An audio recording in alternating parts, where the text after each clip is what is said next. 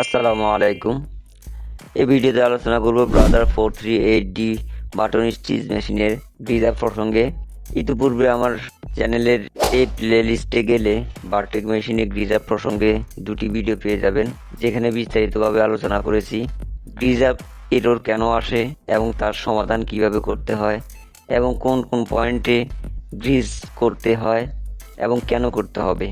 প্রয়োজনীয় ভিডিওগুলো দেখে নিতে পারেন সঠিকভাবে বোঝার জন্য। চলুন তাহলে আর দেরি না করে শুরু করি আজকের ভিডিও। আমি আবু ইউসুফ আছি আপনাদের সাথে। আপনারা দেখছেন ব্ল্যাক লেন্স জোন।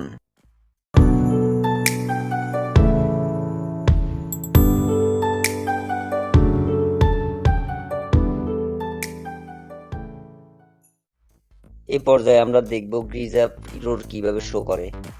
সেই জন্য মেশিন পাওয়ার অন করার পর এভাবে কন্ট্রোল প্যানেলের মধ্যে গ্রিজ আপ শব্দটি লেখা উঠবে এরর আকারে। তখন সুইং করলে সুইং হবে না, মেশিন রানিং হবে না। যদি আপনি রিসেটে চাপ দেন লেখাটি চলে যাবে, চাইলে সুইং করতে পারবেন, তবে সেক্ষেত্রে একবার সুইং হওয়ার পর সেমভাবে আবার এরর দেখা দেবে। তখন আপনাকে এটিকে সম্পূর্ণভাবে রিমুভ করতে হবে। সেই জন্য টেস্ট বাটন চাপ দিয়ে ধরে উপরের যে অ্যারো চিহ্ন দেওয়া আছে আপ বাটন, সে বাটনে একসাথে চাপ দিতে হবে। চাপ দেওয়ার পর নিচে কিছু ভ্যালু শো করবে, সেই ভ্যালুগুলোকে রিসেট করতে হবে। সেই জন্য নিচের বাটনকে জাস্ট একটা চাপ দিলেই সবগুলো ভ্যালু 0 হয়ে যাবে।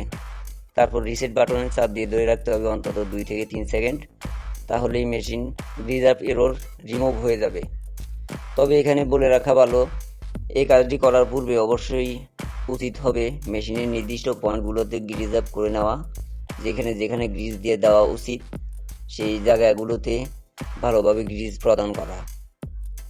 বন্ধুরা, আজকের ভিডিও এ পর্যন্তই। এ ধরনের আরও ভিডিও পেতে চাইলে চ্যানেলটি সাবস্ক্রাইব করে পাশে থাকবেন।